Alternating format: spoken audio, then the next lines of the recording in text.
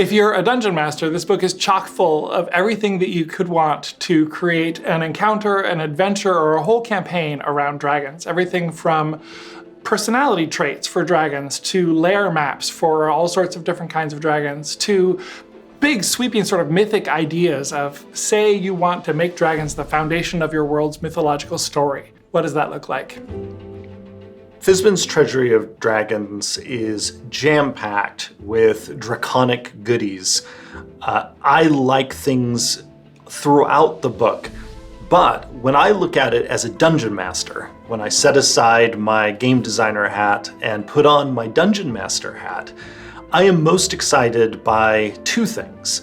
One is the huge array of new monsters in this book's bestiary. There are a bunch of them, and whenever I'm preparing a D&D adventure or an entire campaign, I often get the most inspiration for the stories that I'm preparing from bestiaries, whether it's the monster manual or a book like Fizban's Treasury of Dragons. Now, I mentioned that there's something else as a DM I'm super excited about, and it's actually related to the bestiary. This book also includes a number of lair maps for various types of dragons, perfect to pair with the bestiary that's also in this book. So I, as a DM who maybe am super busy on a given week, could take one of these lair maps, go to then the bestiary for several of the dragon-themed stat blocks, and in many cases, I have, boom, a mini adventure ready to go, just using the maps and monsters that are found within this book. Part of this book is about giving you tools to build encounters and campaigns around the dragons you already have, the dragons in the monster manual and other books. Part of this book is about giving you new dragons, like the gem dragons, to play with.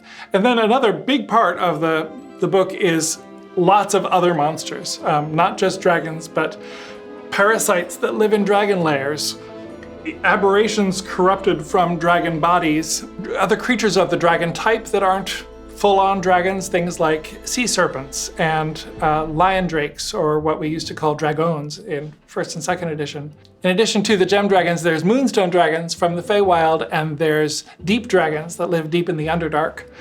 We've got more varieties of dragon turtles, because I have a weird soft spot for dragon turtles. We have now older and younger versions of the dragon turtle compared to the one in the monster manual. Draconians from Dragonlance.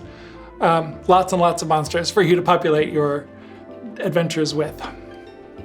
There's a little sidebar in the monster manual about giving dragons innate spellcasting ability. One of the things we did in this chapter is just give you a list of suggested spells for all of these dragons, the ones that don't have innate spellcasting already, like the gem dragons do.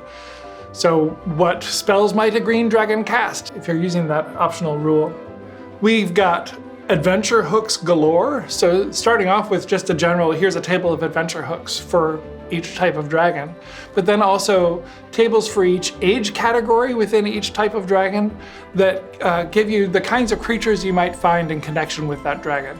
And there's a lot of story potential sort of wrapped up in those, because it's not just a list of monsters that are a similar challenge rating and share the same environment, but it's a tiny little story about the relationship between the dragon and these other creatures and how you might build that out into an adventure. Dragons appear in, of course, many adventures of Dungeons & Dragons, and they are far more than fearsome monsters to fight, whether in a dungeon or out on a field of battle or high on a mountaintop or soaring through the sky. Dragons have distinctive personalities, and those distinctive personalities are explored in Fizban's Treasury of Dragons, which is filled with tips on creating different personality characteristics for the dragons that appear in your campaign if you're the dungeon master.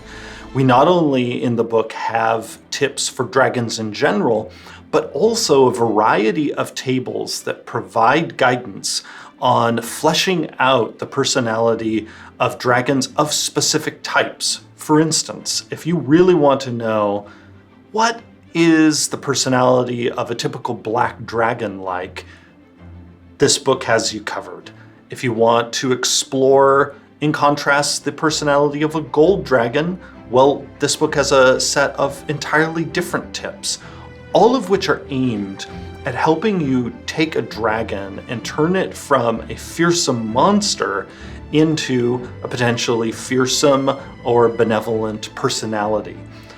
Because the thing is, dragons, in addition to being manifestations of raw power, specifically the power of the material plane itself, they also are beings who have experienced sometimes millennia worth of various historical events, the private occurrences of their own lives. I often think if you're about to embark on role-playing a dragon as a dungeon master, one of the most important things to keep in mind is while they can have a personality as rich and as varied as a human, they also have a perspective shaped by their near immortality that makes them otherworldly, while they are also manifestations of the material world itself. And so I think if as a DM you can really think about that like, all right, this red dragon, for instance, has some of the personality traits that either Fizban's Treasury of Dragons suggests or that you as DM make up. But also remember, the dragon in some ways is a manifestation of fire itself and also almost immortal.